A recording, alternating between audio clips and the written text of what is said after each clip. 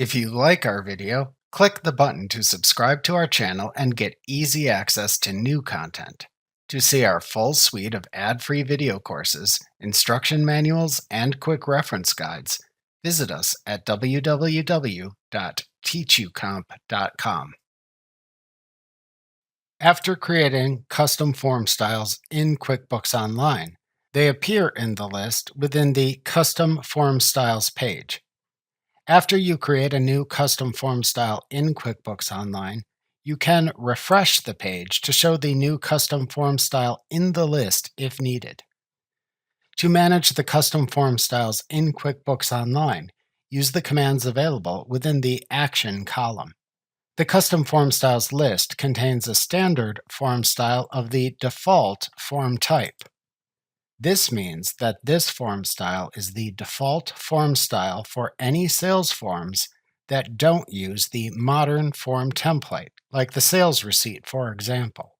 It also means it is the default form style applied to invoices or estimates if you disable the modern template and don't set a different form-specific default custom form style.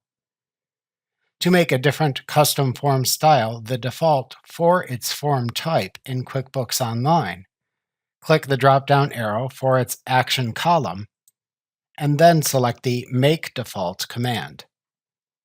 To delete a custom form style in QuickBooks Online, click the drop-down arrow for its Action column, and then select the Delete command. Then click the Yes, Delete This Style button in the confirmation window that opens to finish deleting it, or click the No, Keep It button to keep it. To edit a form style, click the Edit link under its Action column. To preview a form styles PDF, click the drop-down arrow for its Action column, and then select the Preview PDF command. Doing this opens a PDF preview of the form in a new window. You can close this window after viewing it. To rename a custom form style, click the drop-down arrow for its Action column, and then select the Rename command.